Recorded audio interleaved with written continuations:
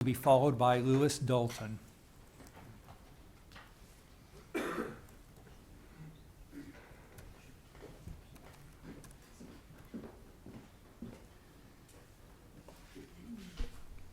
Mr. Mayor, City Council members, City staff, thank you for the opportunity to speak in support of the establishment of a domestic partnership registry.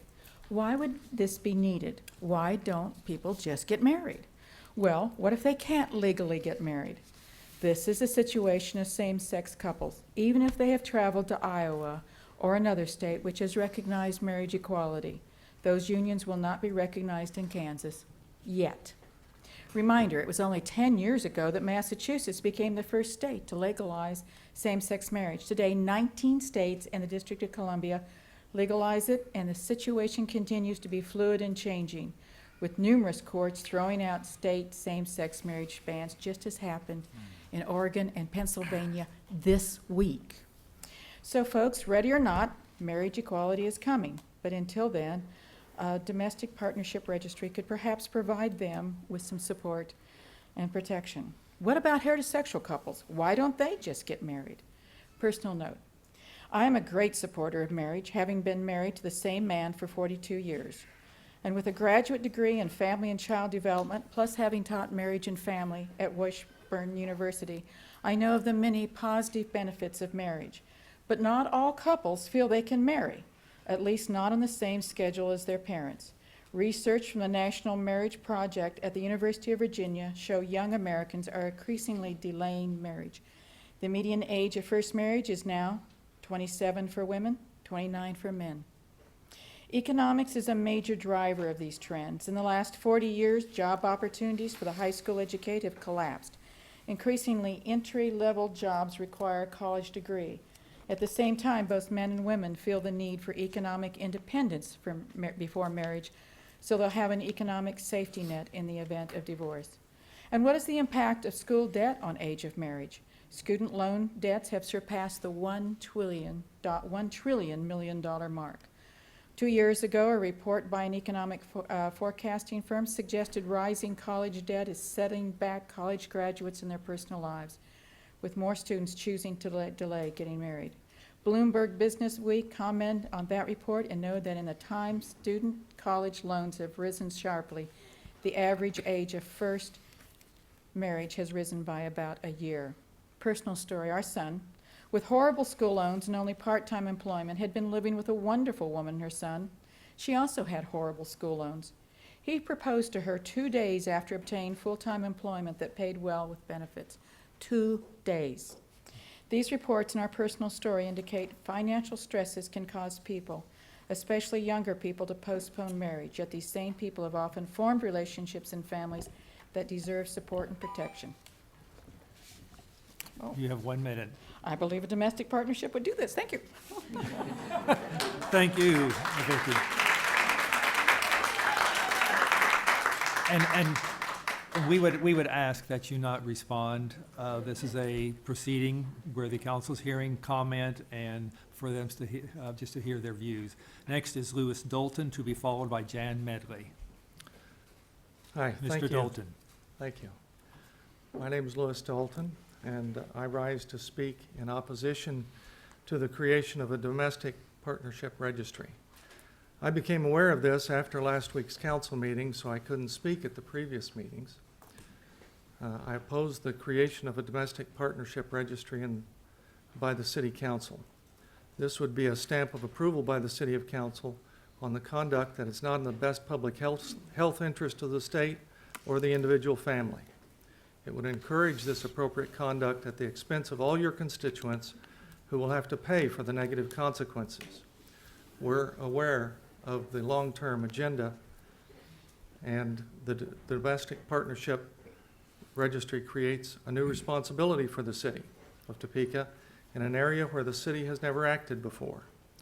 This is a marriage substitute, and marriage is defined by the state constitution. Anything else would be contrary to the Kansas Marriage Amendment. Those who seek to enter into domestic partnerships under this proposed ordinance would likely be granted the same benefits of marriage within the city of Topeka. This results in increased fiduciary responsibilities for the city and its citizens, and increased health risks for the state. I do not believe the expenses which would accrue to the city would be covered by the tiny fee that would be collected for the domestic partnership. If you would like to create a domestic partnership registry in the city of Topeka, then I would request that you put it before the people as an initiative in a general election so that your constituents can vote on it and decide if that is something they would like to see happen in Topeka. Thank you for your time. Thank you, Mr. Dalton. Jan Medley, to be followed by Mary Catherine Toburin.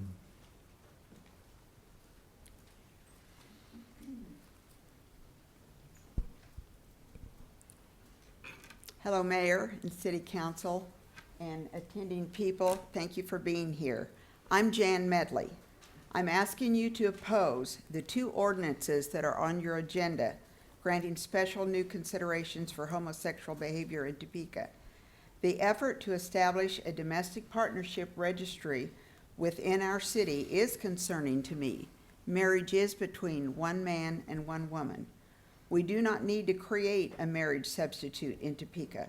It is not prudent to add the task of managing a domestic partnership registry to all of the other services that our city already provides.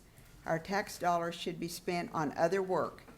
I also believe a domestic partnership to be contrary to the Kansas State Constitution. I refer you to the Marriage Amendment of 2005.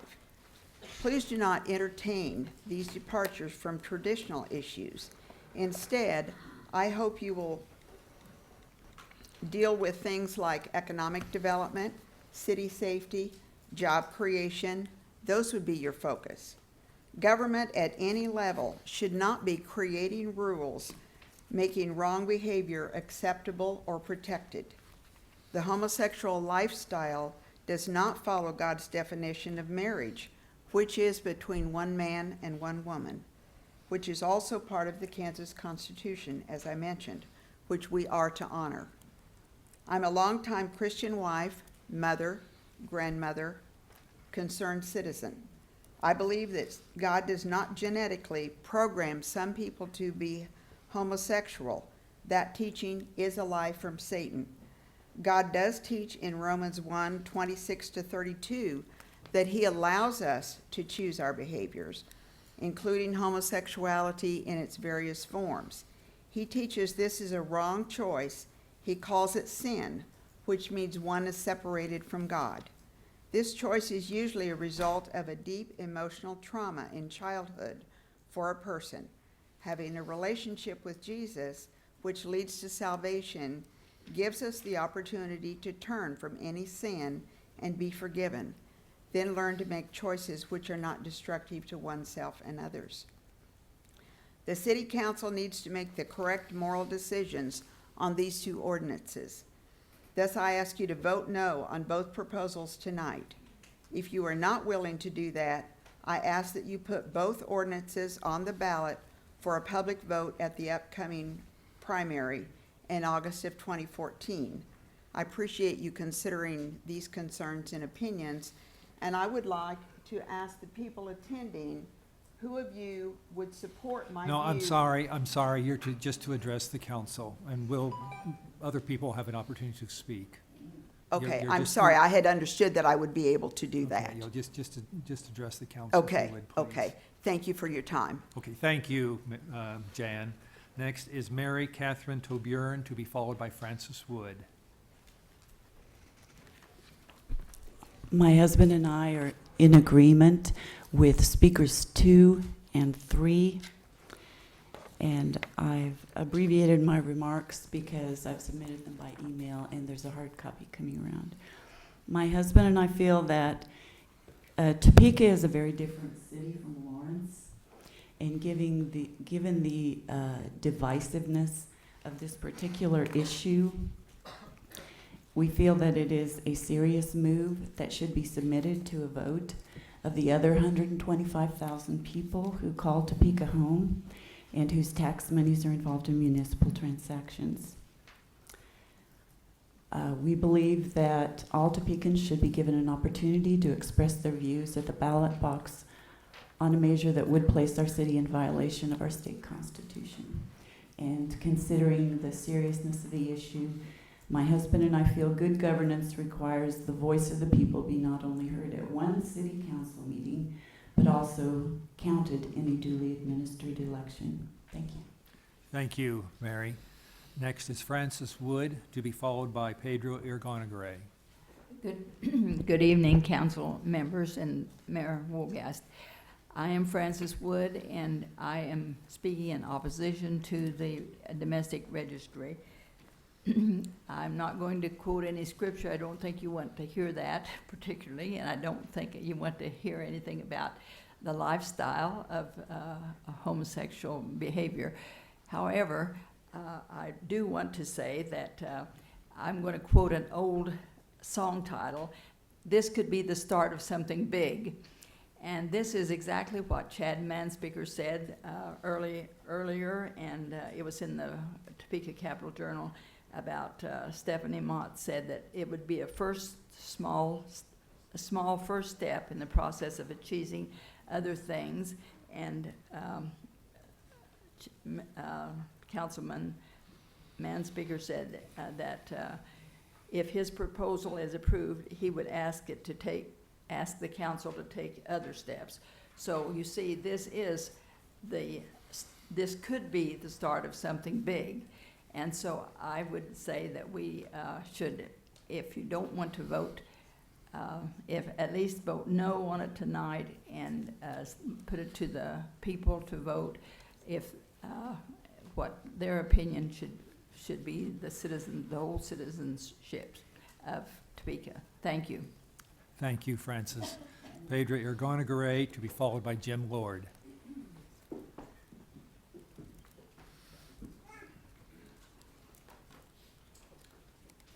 Mr. Mayor, ladies and gentlemen of the council, staff, as I sit in the audience and I listen to good citizens object to this modest proposal for equality, relying on religious dogma, I ask myself, what is the difference between this challenge to equality and the challenge that was overcome 60 years ago in Brown versus Board of Education? It's the same type of religious bigotry that was used to maintain slavery. It is important to recognize that the issue before you is one of equality, one of justice. It is a civil rights issue. And while I will defend the right of every person in this audience to have their own independent views about religion, those views cannot be used to govern our city. Our city is a city based on the rule of law. And the rule of law demands that all our citizens be treated equal.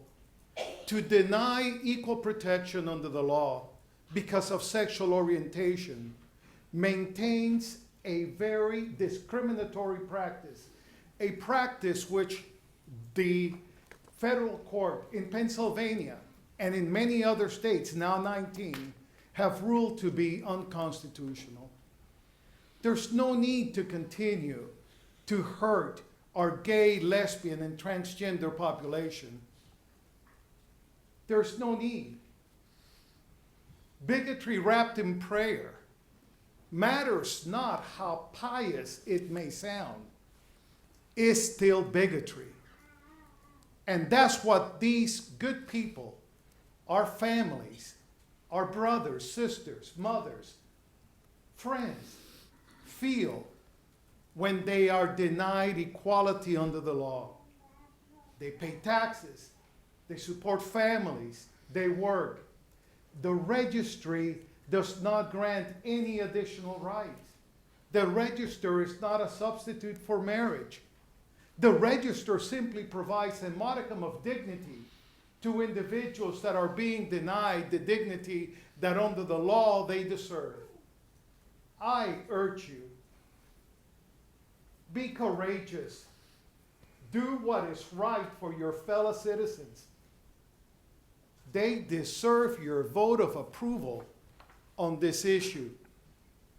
Our city's reputation for bigotry with the last many years that we lived with Fred Phelps is known worldwide. I was happy to hear the presentation for a new form of government. We should also have a new approach to equality, where we embrace all our citizens as truly our brothers and our sisters. Please vote in favor of this ordinance. Thank you. Thank you. And again, and the idea is we respect every speaker. Every speaker has the right to say what they wish. And even if we agree or disagree, they have that right. Next is Jim Ward, to be followed by Sean Kelly. Thank you, Mayor and Hello. Council, for allowing the citizenry to speak this evening. Appreciate that opportunity. You know, you've heard all the arguments on both sides, that if we don't vote for it, we're bigots. And if we do vote for it, we're violating God's law for what we're supposed to be doing with marriage. So you're gonna have to make this decision, but you know, years ago, there was a fellow that he said all he ever knew was what he read in the paper. Now, some of us aren't old enough to know who that white guy was. I'm Mayor, going to ask you to speak closer into the Oh, mic. closer to the would, mic. please. Some of you don't know who that guy was. We're not quite that old. We read about him. But, you know, I was reading the September 22nd paper after the last beginning of this. And I noticed that they did a small poll here. There weren't a lot of people that that participated, 1,052. But 60.74% said, no, we're not in favor of that. You know, it's been proposed to you that we put it before the citizenry. I would agree with that. Something of this magnitude, if 60% of the people polled of only 1,000 people say no, it could be political suicide not to put it before the people. So I would suggest one of three things. One, you either vote it down this evening and put it before the people, or if it can't be voted down, Mayor, you have a veto pen. I'd suggest you veto it and put it before the people. One way or the other, the ballot ultimately will make some big decisions moving forward, I'm sure. So I want to thank you for your time. I want to encourage you to vote no against both of these ordinances. I don't think that they are doing a thing for furthering this city as a city of progress or brotherly love. Thank you. Thank you. Next is Sean Kelly, to be followed by Harry Bishop.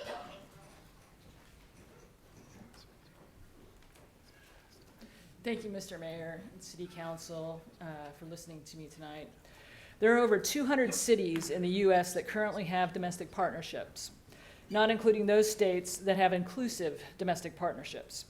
A domestic partnership is a legal or interpersonal relationship between two individuals who live together and share a common domestic life, but are neither joined by marriage nor a civil union. The benefit of domestic partnership comes down to ability to allow families and children to receive health insurance from city and private corporations that provide domestic partnership benefits. The city of Topeka has more than a dozen private corporations that offer these benefits, but without a registry, there's no access to this coverage. Families and children go without this coverage due to this. By passing the Domestic Partnership Registry, you will allow families and children in the city of Topeka to have access to these benefits. In a perfect world, we would all hold hands and walk through the week together. Solving our problems is a strong community. But unfortunately, due to the human condition, we separate ourselves using hate, fear, shame, and judgment. As the City Council of the City of Topeka, you have a social contract to help and protect all of the citizens in Topeka. Domestic partnerships have nothing to do with the validity of a marriage or the invalidation of a person's non-secular beliefs. It all comes down to allowing access to benefits that should be on an equal playing field for all. When you started off this meeting tonight, you all pledged allegiance to the United States of America, for liberty and justice for all. That all does not have an asterisk next to it, meaning all but not them. Please vote for domestic partnership. Thank you. Thank you. Harry Bishop, to be followed by Gregory Smith.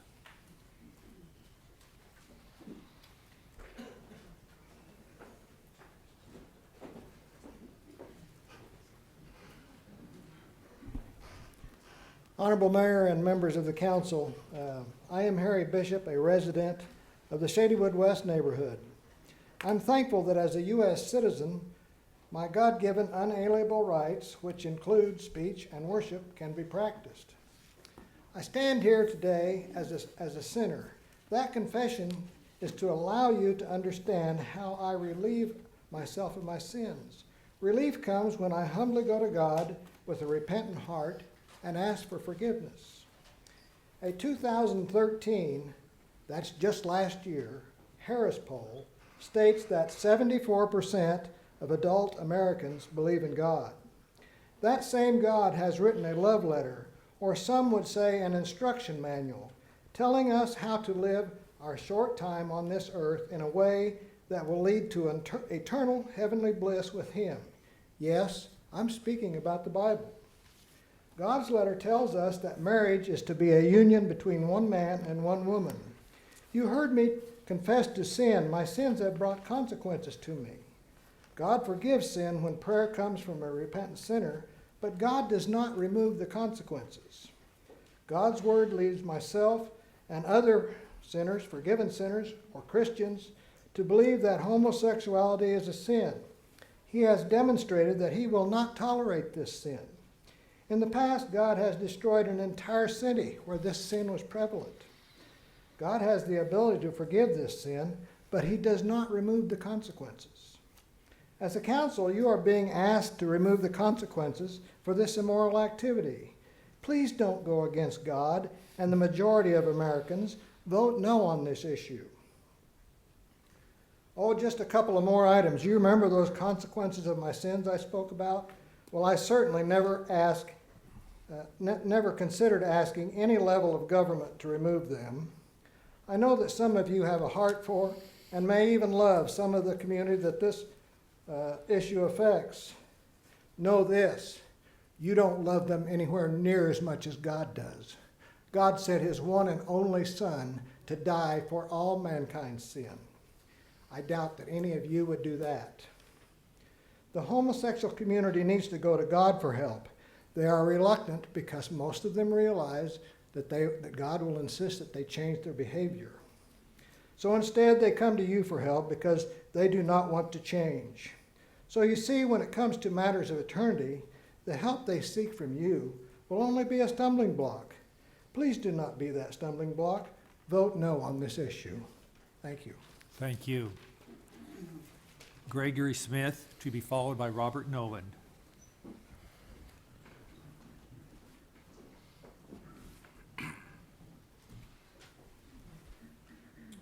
The mayor, council, and the staff, and all the distinguished guests, all of you. Domestic partnership is different than any other sin, and it's called sexual immorality. Now, sexual immorality comes from a Greek word in the Bible. It's pornos, where we get our word pornography from. And its inclusive is also heterosexuals that shack together, homosexuality, any type of sexual sin, including bestiality. Sexual immorality is no longer the tip of the spear for the progressive push. Adultery is still frowned on by many. Accusations of greed will still smear a candidate's political campaign. Thievery is still not openly embraced, and there are no official initiatives saying it's okay to steal things that don't belong to you.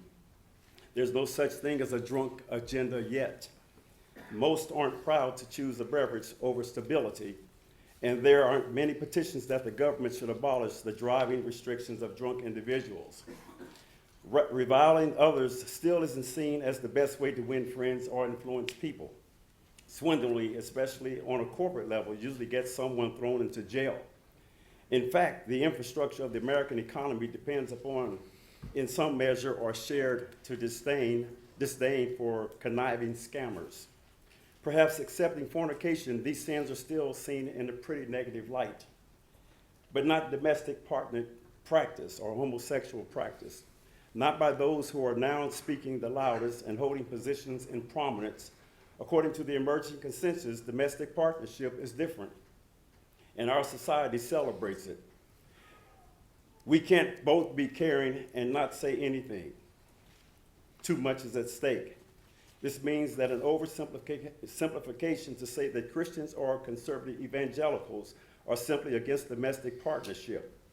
We are against any sin that restrains people from everlasting joy in God.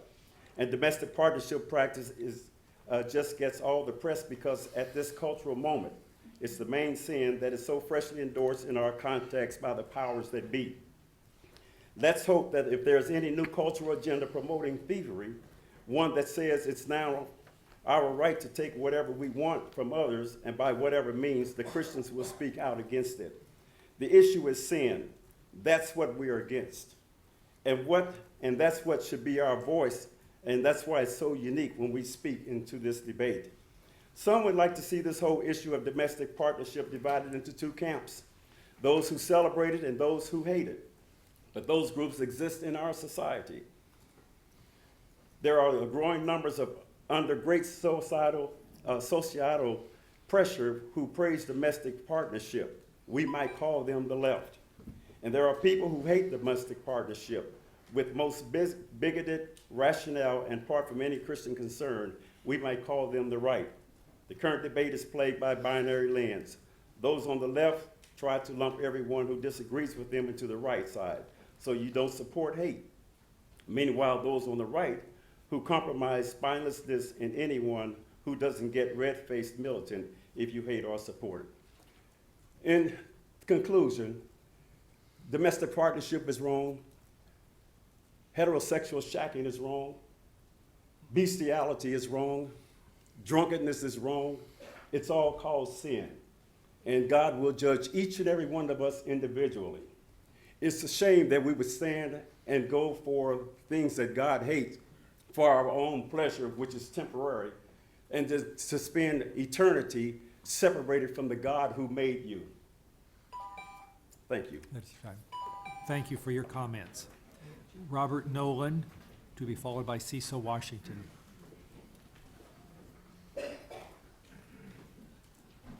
Good evening, Mayor and City Council. I'm pleased to be with you this evening. Appreciate the opportunity to visit with you. I'm going to address the creation of the domestic partnership briefly here, and also we'll add some comments on the next ordinance in a few minutes. I want to encourage you to vote against the domestic partnership registry ordinance. The main concerns are related to the fact that these ordinances haven't received as much scrutiny as you might hope they had these past few months. I don't believe residents of Topeka have the opportunity to review and read these as thoroughly as they need to. It's important, however, first to note the proposal is questionable for a number of other reasons. I think its primary importance is to note that the creation of a domestic partnership registry appears to create a marriage substitute within the city of Topeka. This would appear to be in direct conflict with the Kansas Marriage Amendment, which states in Section B that no relationship other than a marriage shall be recognized by the state as entitling the parties to the rights or incidents of marriage. While the state is clearly not compelled by any means to recognize the creation of the registry in Topeka, it does appear to be in conflict with the spirit of the state constitution, which is an issue which should not be taken lightly. I'm certain you've been given a number of reasons why the domestic partnership registry is necessary.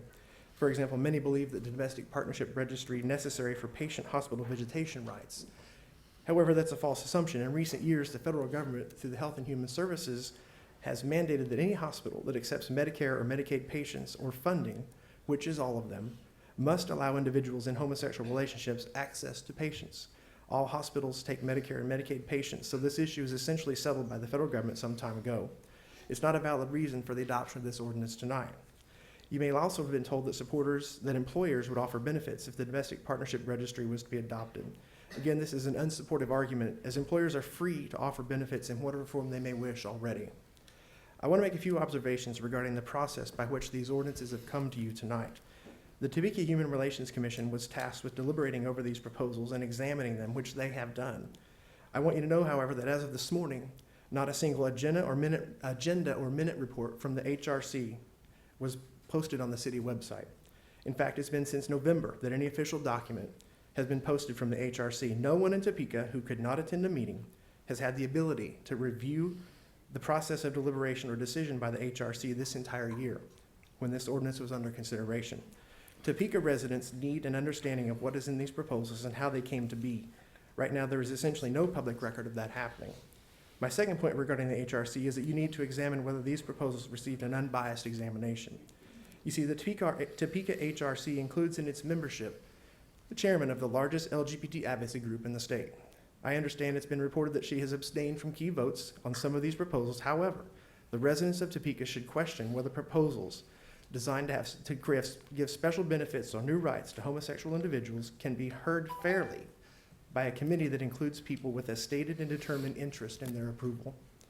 I think the ordinance before you raises more questions that have been answered in any of the public deliberations so far, and I ask you to oppose it for that reason. At the very least, I would suggest that you place this issue before the Topeka voters. Thank you. Thank you. Yes. Mr. Nolan?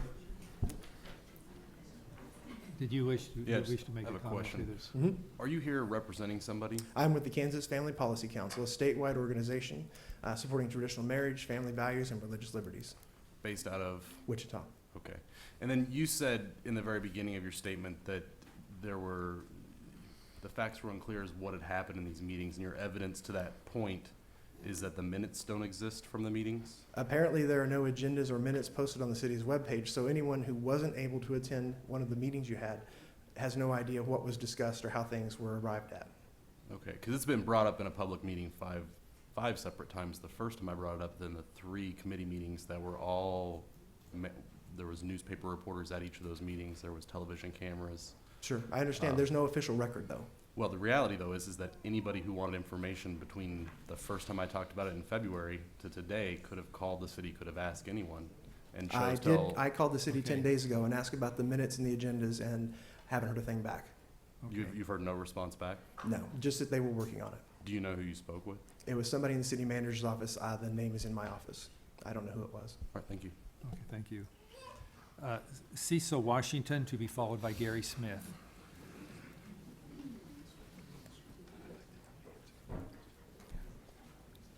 Thank you. Dear members of the council and to the mayor, the 2 considerations before us this evening, registering domestic partnerships followed by providing health benefits for them, appear to be aimed at helping same-sex couples obtain the same rights as married heterosexual couples. In September of last year, we came before you and presented statistics along with a list of 16 different sources designed to help educate us, to give us some insights into why we should look more closely at the prospect of normalizing the LGBT lifestyle. The statistics dealt with the excessively high percentages of sickness, disease, psychiatric disorders, drug abuse, partner abuse, and suicide. You voted 6-2 to pass the ordinance authorizing the Human Relations Commission to provide education toward the purpose of overcoming negative, undesirable, injurious, discriminatory practices against the lesbian, gay, bisexual, transgendered community. I would submit to you that Jesus, our example of love for all people, would make the priority of his concerns, as we know he did, that which was hurting them the most. In that September meeting, educating people was presented as the priority. The list of statistics that I presented came from 16 different nationally recognized resources, including but not limited to the Centers for Disease Control and Prevention, information cited in a U.S. Supreme Court legal brief, a CDC report tracking the hidden epidemics of STD trends in the United States. It included United States population statistics from the Central Intelligence Agency, the World Factbook, and white papers written by people like R. Dotinga, Gary Glenn, Gregory L. Greenwood, Ann Petroff, Theo G.M. Sanford, and Robert S. Hogg and Robert Garofalo. Those statistics are available to you again if you need them. All designed to provide us with education to help us recognize and work toward overcoming negative, undesirable, injurious, destructive behaviors. There was a popular restaurant in a small town. Everybody would eat there once a week. They would drink the Kool-Aid, the lemonade, and they loved it. After a while, they found out that the water tower providing that water was breaking down. So they tore it down and put up a new one. They looked into the old water tank and found that it was filled with undesirable, unwanted, ugly stuff. The entire town wound up with retroactive dysentery. I would submit to you that you should give the people of Topeka a chance I'm to sorry, check the but your water. time is up. Mr. Mayor, Yes. Mr. Pastor Washington, would you like more time? Are you done? I'm wrapping up. Okay, I'd like to extend a motion for another 2 minutes. Okay, it's been moved and seconded to extend his time for 2 minutes. All those in favor vote yes, opposed vote no. We have 8 yes. 8 having voted yes, your time has been extended for 2 minutes. Thank you. I don't even need to, but thank you. When they tore down that water tower, they found undesirable, ugly stuff in the water. And the entire town wound up with retroactive dysentery. I would submit to you that you should give the people of Topeka a chance to check the water. Say no and put it on the ballot so the people can check the water before they drink it. Thank you. Okay, thank you. Gary Smith to be followed by Bill Beachy. Thank you, Mayor. Thank you, councilmen and councilwomen.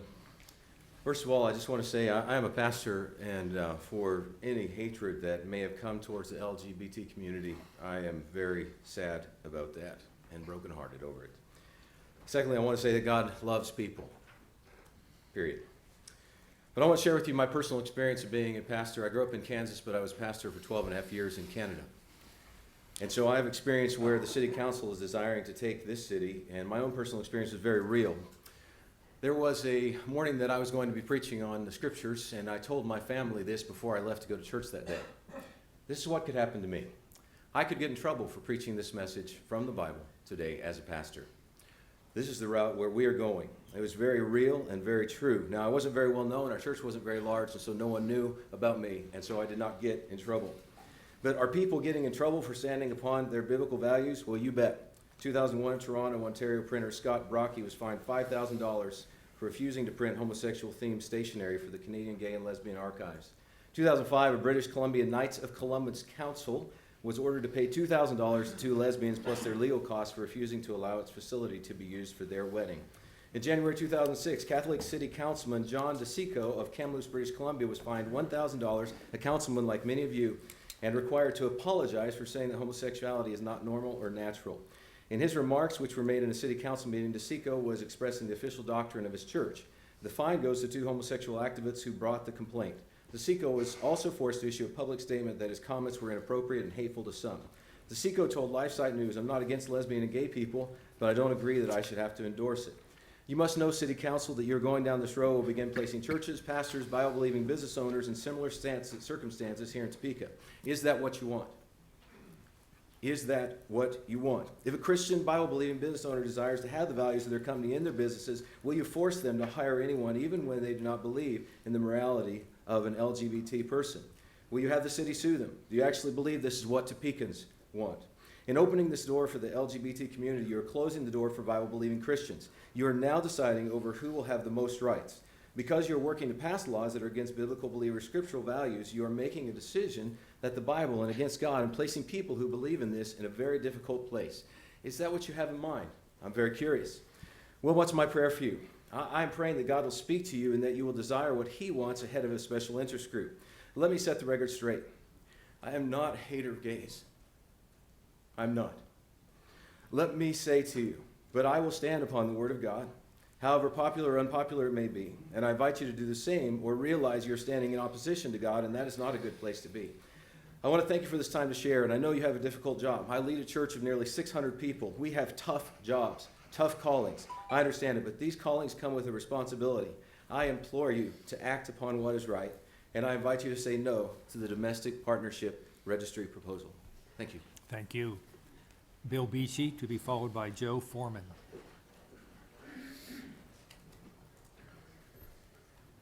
Hi, my name is Bill Beachy. I'm one of 9 volunteer members of your Human Relations Commission here in the city. And over the last couple months, we've put a lot of work into talking and looking at the various aspects of the ordinance that's before us right now. And I for one, really appreciated both Chads coming to answer our questions. They're public servants in the best word, and I appreciate that. What we were discussing was whether or not we wanted to endorse this particular ordinance. And after looking at this for the last 2 months, we unanimously endorsed this ordinance that's before you now. We only had 1 abstention in the vote.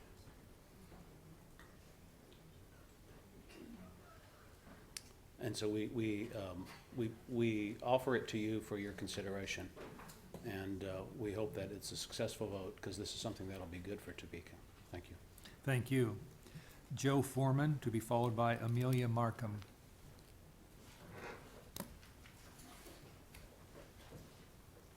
Is Joe Foreman here?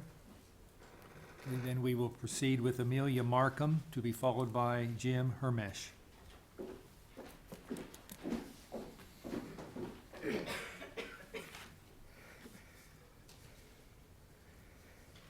First and foremost, thank you again for giving me this opportunity to stand before you. My name is Amelia Markham, and I'm the Director of Marketing and Outreach for the local nonprofit Planning Peace. Rather than asking on behalf of our organization and the work we do in the community to vote yes, I thought it might be more fitting if tonight I shared something more personal. You see, unlike many of my LGBT brothers and sisters, I've never been called names. I've never been fired from a job or refused to be hired for a job or had to experience a lack of protection from my city on the basis of my perceived sexual orientation or gender identity. However, just because I don't look discriminated against doesn't mean I haven't been, and doesn't mean I don't feel that every single day. In fact, I believe the only reason I don't know exactly what that's like is because as a young, Bible-believing Christian professional who does feel comfortable in dresses and skirts, it's usually assumed and unconsciously demanded that I fit into society and the church as a heterosexual.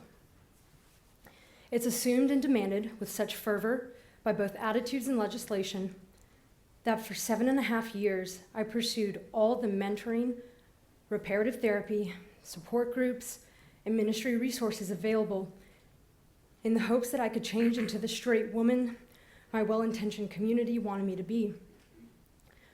For 7.5 years, I was crushed by the weight of fighting, praying, and searching for any way to be someone besides who I now believe God made me to be.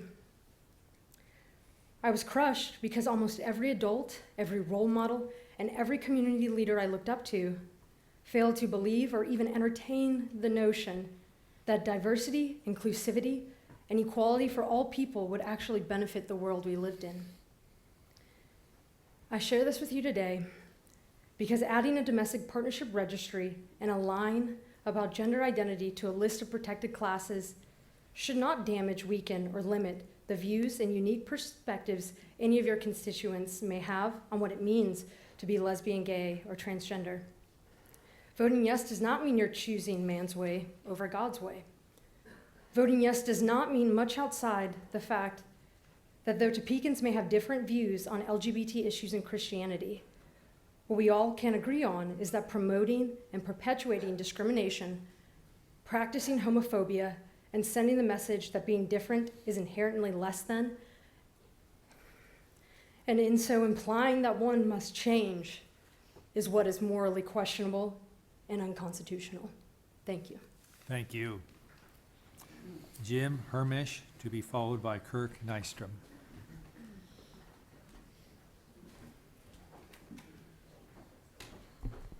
Mr. Mayor, City Council members, I'm here to address the aforementioned, we've heard the two ordinances. First, most of the people in Topeka that I've spoken with regarding this do not even know that it's being considered this evening.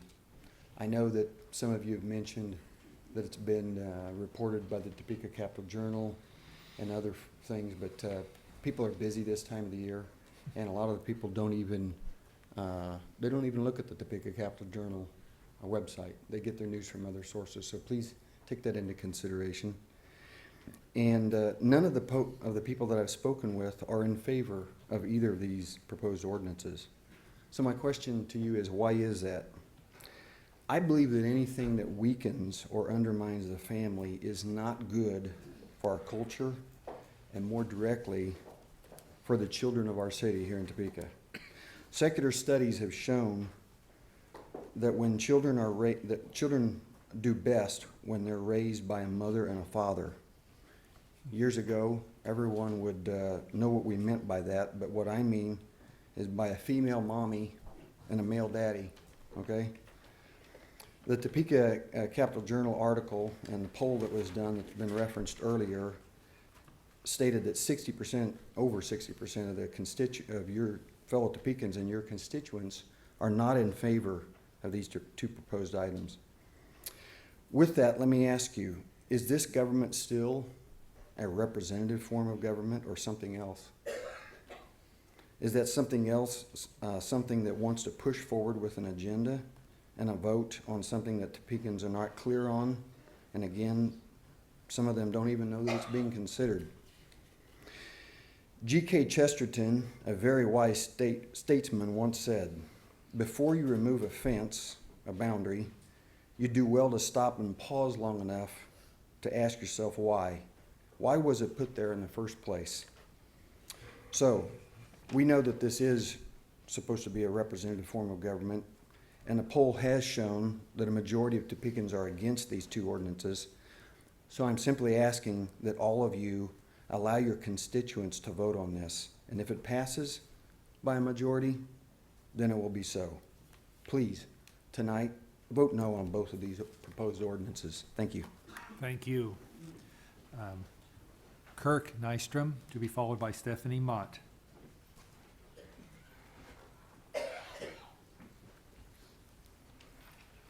Mr. Mayor, councilmen and women, thank you for this opportunity to be speaking. I'm an attorney in Topeka, have been practicing for over 35 years, and have been a member of the Oakland community in Topeka for about that same period of time. By the way, it was interesting to see earlier the the Citizen Government Review Board report, because I was a member of the earlier group back in 1990, and it's hard to believe that was 24 years ago that we spent a year and a half with Chairman Meek going over some of those same things, and so it's very interesting about that. Also, I'd like to thank your group that we still have the opportunity to have two readings on each ordinance, and I believe with the unicameral body, it's especially important to give that two opportunities, because just like tonight, we see a lot of people rising to speak that were not speaking last week because they didn't know about it. I rise to speak against the two ordinances that have been proposed by Mr. Mansbaker. If these ordinances are passed, they are a stepping stone for further lifestyle and gender-based ordinances that we've been told to expect from the Honorable Mr. Manspeaker in his press releases and public comments, he's not been shy about stating that they are the only first ordinances and that more will follow. We should have great care and take great care in creating protected classes. In this case, protected class for gender identity and a protected class for sexual orientation. I would argue that these provisions are not necessary. These ordinances are not only not necessary, but they could create confusion, litigation, and expenses to the city. The Domestic Partnership Registry creates a whole additional group of persons targeted for possible medical insurance or on the same basis as a spouse. This could cause the incurrence of significant costs to provide such benefits, especially health insurance and spousal leave rights. And I refer to the ordinance. It specifically says a good faith effort to treat employees equally without regard to sexual orientation will include an effort to contract for health insurance coverage for domestic partners. So I would ask that you reject these two ordinances. And again, thank you for the opportunity to be speaking to you. I've had the opportunity in the past to be with different ones of you on committees. Thank you. Thank you. Stephanie Mott, to be followed by Judy Pfeiffer.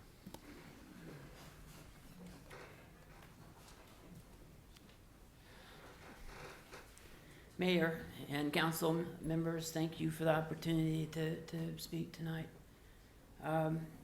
I've been assaulted as a human being tonight. I've been called everything from a thief to a person who engages in bestiality and compared as a human being as awful, evil, nasty stuff and that causes dysentery and things like that. And it's you know, it's dehumanizing. And it's sad. And you know, I've also been assaulted as a Christian woman, and I am a Christian woman, and I am a Bible-believing Christian woman, and I believe that Christianity is when you follow the teachings and example of Jesus Christ. I'm going to refer to a passage from the Bible as Matthew 25, 31 through 46, and it's the story of the sheep and the goats. And it's called the story of the coming of the kingdom. And it's a story where all the nations are gathered before Jesus, and Jesus separates the people and puts, like the shepherd would separate the sheep from the goats, and puts the sheep on the right and the goats on the left. And then Jesus turns to the right, and Jesus says, "Come inherit the kingdom that has been prepared for you from the foundation of the earth, because I was hungry and you fed me, and I was thirsty and you gave me drink. And I was a stranger and you welcomed me. I was naked and you clothed me. I was sick and you cared for me. I was imprisoned and you visited me." And then the righteous people said, "Lord, when did we do these things for you?" And Jesus said, "Whatever you've done for the least of these, you've done for me." And then Jesus turns to the left. These are Jesus' own words. They're written and read in my Bible that I spend a lot of time with, and they are what Jesus says about how we're supposed to treat our fellow human being. And we're talking about treating people with dignity and respect. We're talking about inclusion. We're talking about fairness. We're talking about justice. The prayer that opened up this meeting talked about do justice, love mercy. And that's what we have to do. You've heard a lot of people come to this microphone and talk about how this is some kind of an assault on marriage, but you know it's not, because you know what it does. It doesn't confer any benefits. It doesn't confer any rights or responsibilities. It can be used to document the existence of a relationship. It does not do anything beyond that, and you know that. I also know that you've received documentation from 2 different Attorney General opinions via email, as well as another opinion from Phil Klein, who's a very conservative human being, that say that the domestic partnership registries do not violate the Constitution of the state of Kansas. And so they don't, and it doesn't, and it's not about that. It's about creating a space. You know, it's about creating a space for people to have you say that we see you as an equal, viable, valuable person. And that's what we're talking about today, is do you see me as a person? Do you see me as a human being? Do you see me as a person who's capable of having a loving relationship that might not fit your definition of what's right and what's wrong, but does that make it less valid? Does that make me less valid as a human being? I don't know. I spent a long time fighting this stuff, and I'm gonna keep fighting it until we achieve some degree of equality for all of Topeka citizens, including the LGBT citizens. Thank you. Thank you. Next is Judy Pfeiffer.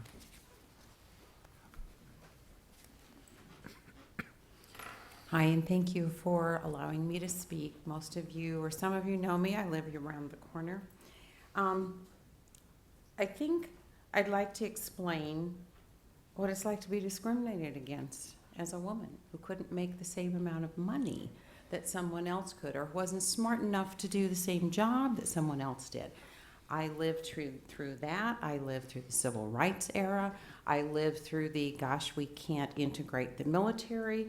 I lived through the don't ask, don't tell. All those things are gone, over and done with, and nothing happened. The world did not end as we knew it. The world got richer. And this kind of the change that we're talking about this evening, and I think I realize it's still just a small step, but it will enrich the lives of everybody in this community. I also think that as the cities start doing these kinds of things, the same thing that will happen here on this issue is what happened with the Clean Air Act. When it first came before this council, 80% of the people thought their life would be over, their businesses would die. As all of the big cities came together and did their thing, the following January, the state followed suit, and nobody lost their businesses. No, there were no economic downturns, no nothing like that. In my opinion, I think the domestic registry will benefit several different groups of people. It will definitely benefit same-sex partners who all have the right to the same protections and privileges or whatever that my husband and I enjoy. It will also be a protection for men and women, and I know some of these men and women who are widows or widowers, whose income is based on what a previous husband or wife's salaries were or benefits were. When they marry, they lose that. They can't afford to get married. But all of a sudden, but they can't live together in a domestic partnership either because it's not legal. So I think we need to think about those kinds of things. And several months ago, I was talking to my two granddaughters. The oldest one is a freshman in college, and her sister is 16. And we were talking about an issue where a major retailer in this country offered same-sex benefits to same-sex partners. And as we had this discussion, I realized they've moved way past where we are. It's a done deal for them. They don't understand what the issues are today. So I kind of think we should catch up with them and move forward from here however we can, even if it's a small step. Thank you. Thank you. That completes the persons who have signed up for public comment, and thank you to all of you for your comments. Council, if we can now have a discussion and/or a motion for action, Mr. Manspeaker. Thank you, Mr. Mayor.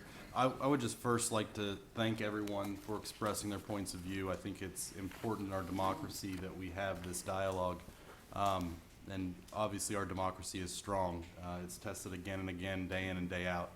Communities shaping their future is an incredibly important thing to me. But also how fitting that we're having this discussion on the Tuesday following the 60th anniversary of Brown v. Board. We're still talking about moving forward.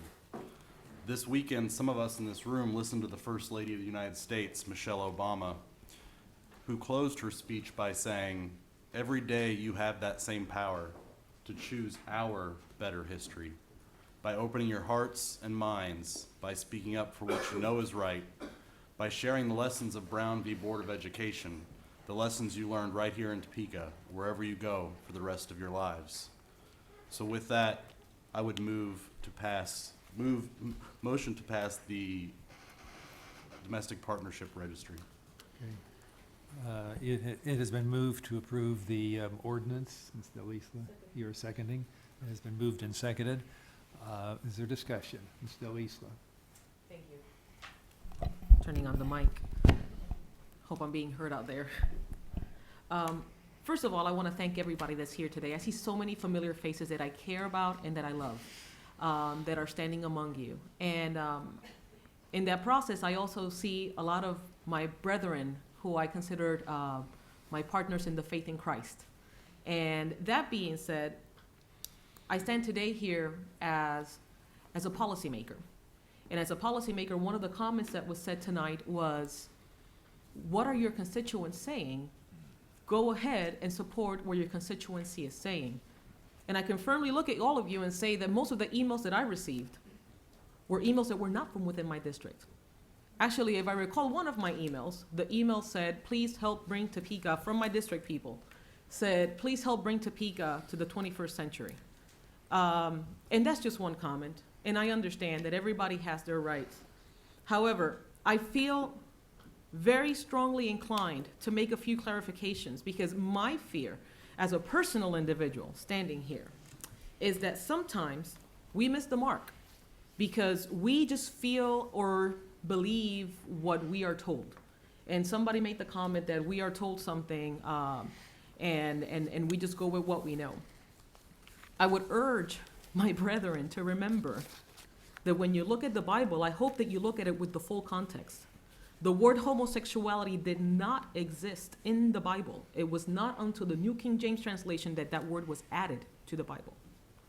When it was addressed in the New Testament, I will remind all of us that it was between a context of the Romans being displaying the behavior, because in the Roman culture it was legalized, and the Jewish community which was there was against it. And I'm not saying that I have the right answer either. All I am saying is that when we go back to the scripture and we go back to the words of the man whom we believe in, it says that when he was faced with a woman in adultery, he spent time writing on the ground. And I just would just beg to wonder what those things that he was writing were. And in the end, the last words that were said was, whoever is free from sin, cast the first stone. After saying this, I want to say, Stephanie and Amelia, you are full human beings. You're not less. Absolutely not less.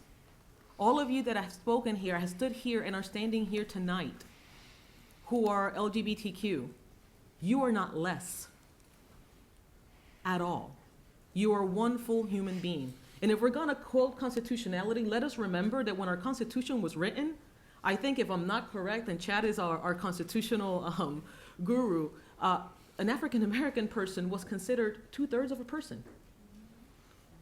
Really? Seriously?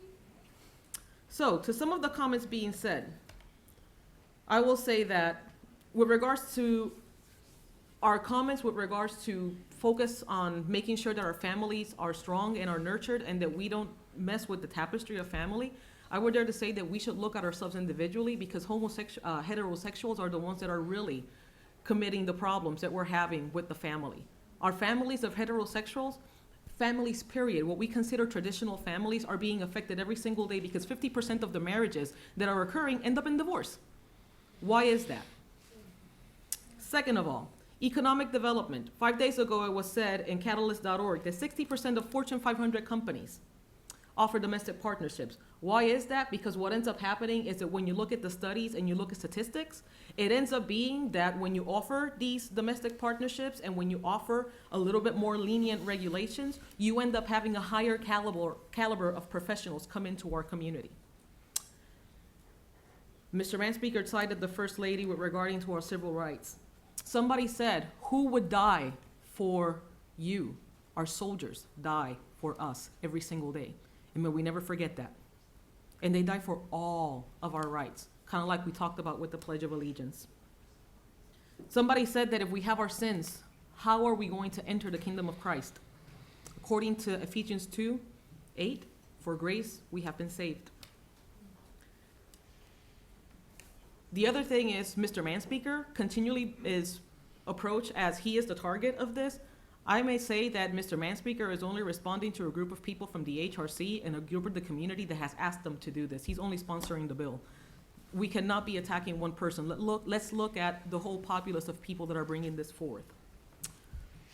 And finally, I would just urge all of us.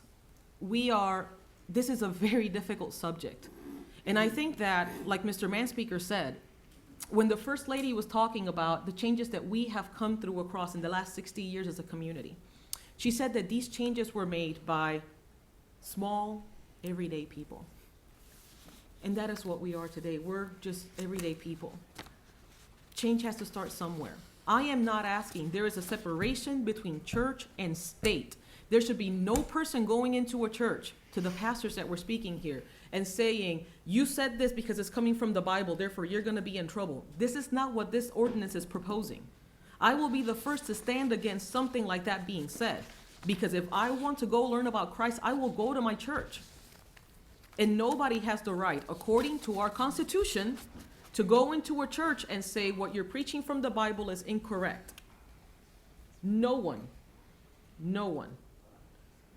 This is just making a change so that families that are living together, whether homosexual or heterosexual, are able to be registered so that if there's benefits available, they can go ahead and participate of those. I know for a fact, and some of you, and I understand this, have not lived this. Like Amelia said, I recall my sister being 2 years old and just completely being different. The day that she finally came out, I looked at her and I said, what's her name? And she was hysterically crying because she felt the burden of a rejection that hadn't even occurred, because that's what was being imposed onto her to fit into a box. I had to hold her back from committing suicide, a dangerous lifestyle. And you are right, people mention about the dangerous lifestyle and the rate of suicide, but you know where it comes from? It comes from the oppression that comes from it, not because somebody is born differently. It's because of the oppression that we put. In closing, if we're going to quote Christ, let's quote Christ. He said, love God above all else and love your neighbor as yourself. And that is what I encourage this body to do tonight. Thank you. Thank you. Mr. Schmidt? Thank you, Mayor. I'm going to go through some of the comments that were brought up today. This may be kind of rambling because I was taking notes as people were speaking. First, I think it's important to recognize what Councilwoman De La Isla said, what this ordinance actually does. This ordinance provides a registry. It provides documentation for any two people in a relationship, be they heterosexual or homosexual, to have documentation of their relationship in order to accrue benefits, whether that be going to the doctor, going to the dentist, any other benefits that go along with employment. That is what this does. This is not marriage. This is to not convene any rights on anybody. It provides documentation. That's what you're doing. You're providing documentation to any two individuals to verify their relationship. Now, some of the arguments that were brought up, some of the issues that were presented today, and I appreciate the respectful and cordial manner in which most of this was delivered. One of the arguments that caught my ear at first was increased health costs. I don't understand the logic that says denying people health coverage is going to reduce health issues in our community. You don't reduce health issues by keeping people away from doctors and medical facilities. Increasing access to health care for people who are being denied solely because of who they go home to does not increase health risks in this community. People aren't going to stop being gay because we don't have this registry. They're just going to stop getting medical treatment. Mr. Nolan from the Kansas Family Policy Institute in Wichita brought up the point that hospitals have to admit homosexual partners even if they receive federal funds via Medicare, Medicaid, or anything like that. That's true, but they have to prove it. That's what this is. We're not providing the funds. We're providing the documentation. That's all this is. It's the documentation. You're right.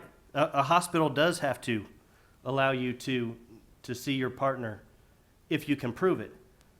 But in Kansas, you can't prove it any other way. We can't have marriage license for gay people or civil unions. Those are specifically banned by law. This is just documentation. So that argument falls flat. The point is not that they can't be denied, it's that they don't have the means to take advantage of that access.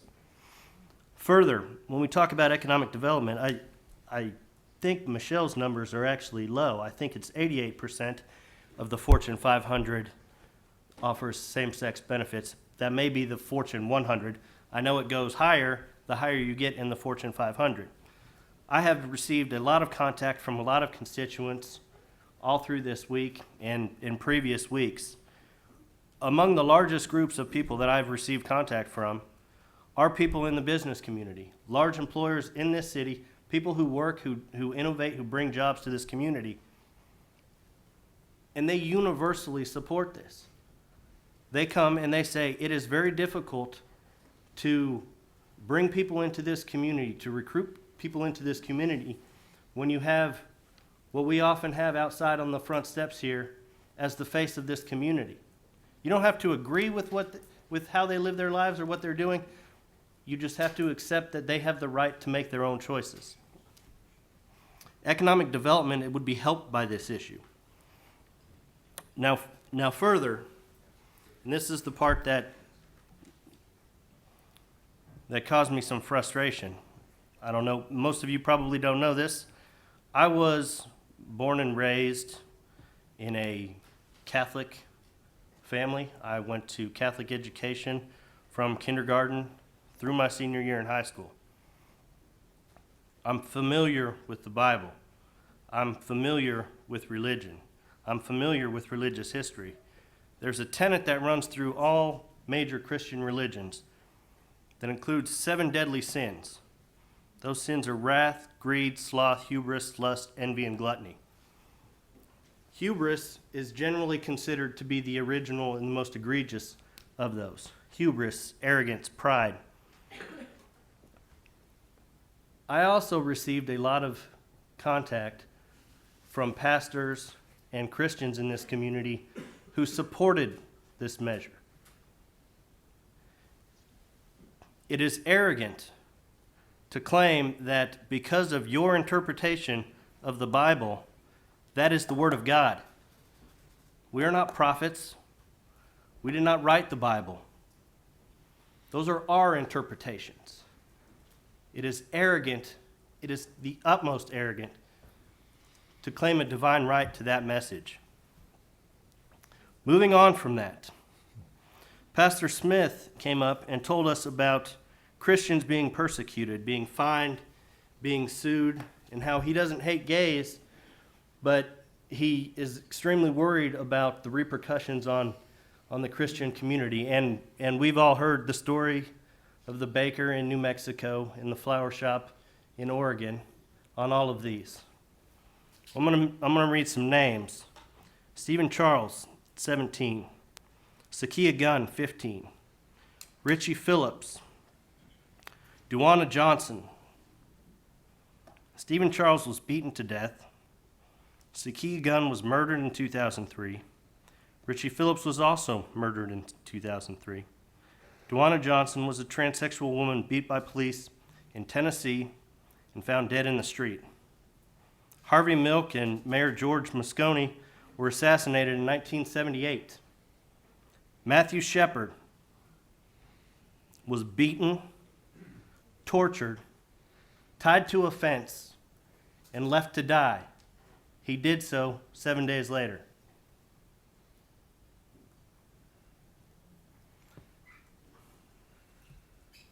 That's not being sued, that's not being fined, that's not being put out because of your beliefs. I'm a white male who was born into a Christian family. I am heterosexual. I don't suffer these kinds of consequences. I don't suffer these kinds of risks. If this measure can improve the lives of people in any way, for that, I am more than willing to have to fend off any frivolous lawsuit against me or anyone else in order to save the lives of Stephen Charles Sakia Gunn, Richie Phillips, Dwayne Johnson, Matthew Shepard, Harvey Milk, or Mayor George Moscone. And my final point is I got to see my friend Stephanie here, who is the Kansas Pioneer Woman of the Year, an award also bestowed on Amelia Earhart, Georgia Niece Clark Gray, who was the first female U.S. Treasurer, derided, and you are correct, derided as a thief, as a spreader of disease, and as a social pariah. Those were the words that were said up there. Those were the words that were said up there. They're on TV, they're recorded. We can't continue as a community to do this. 60 years ago, we overcame our bigotries and recognized them and faced up to them. And this is a minor step in regard to that. All we're asking, all they're asking, is the ability to seek out not special benefits, not special recognition, but the same recognition that I have had my entire life and that most of us have also enjoyed. So I will be voting in favor of this, and thank you for your time. Thank you. Is there other discussion? Mrs. Ortiz. Thank you, Mr. Mayor. In this ordinance, it says the city manager or as a designee shall determine a reasonable fee based upon the cost of processing. So we don't know how much that fee is that correct? City manager, yes or no? Or city attorney, whoever wants to answer that. Councilwoman, we don't know what the fee is today, but the research we did when we met with No, the city of question, Lawrence, just answer yes or no, please. we haven't established a fee We as haven't of today. established that. Thank you. Also, there was something else in here. I'd asked you if this gives them any legal rights. Is that correct? Yes, you asked me that question. Right, and your answer to me was no, correct? Correct. Thank you. I would like to make a substitute motion. You know, we all sit up here and we're all compassionate about that, and I appreciate that. I'd like to make a substitute motion to send this to the vote of the people. Because this is not all the people in Topeka. And I know there's other people that have concerns. So if we're truly gonna listen to our constituents, as some of us have said, if we truly want to, you know, let the people come out and speak if we wanna push it or take it to the next level. So I would make that motion, Mr. Mayor. Thank you. Motion has been made that we take this ordinance and place it in a ballot measure before the people. Is there a second? Mrs. Schwartz? Mrs. Schwartz seconds the motion. Is there discussion? Mr. Harmon. Thank you, Your Honor. Mr. Sublette, what's the, would that be the proper motion to put this to the vote of the people, or are there state statutes regarding what can be placed on a direct referendum? There are state statutes that discuss what could be placed on a referendum, and maybe the proper motion would be to have staff research if this is an issue that could be placed on a referendum and what steps would need to be taken to accomplish that. All right. Thank you. Yeah, Mrs. Ortiz. Thank you. I think we can do anything. We can finagle it any way we want to. So with that, whatever the proper procedure is, to put it to a vote of the people, that's my motion. That's what I would like to do. Yeah, Would you? I would interpret her motion that it would have to go through the proper channels. Because we can do it no other way. There's no other way we could do that. So it'd have to be through the proper channels. That would be my motion. Mrs. Heller. I'll vote against that substitute motion. I think this is really a fairly simple and straightforward and inexpensive registry that's being proposed at this moment. I understand the broader dimensions of this issue that have been discussed by many people, but this is a very simple clerical registry, and I think doesn't need the time and expense of a vote. There might be something in the future that would. My opinion, Okay. I'll vote against it. Thank you. Is there other discussion on the substitute motion? Seeing none, all those in favor of the substitute motion to put this to a vote of the people, vote yes. Those opposed, vote no.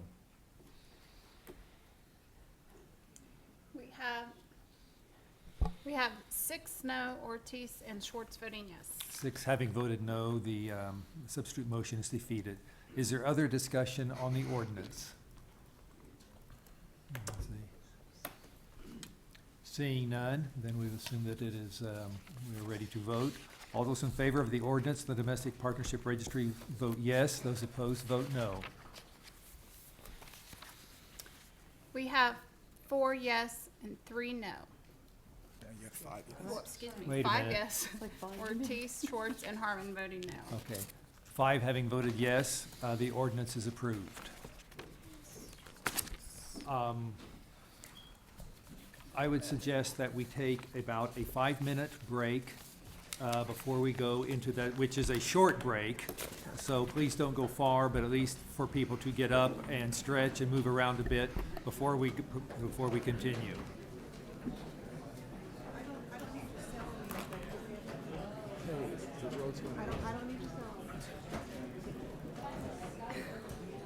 God, can you get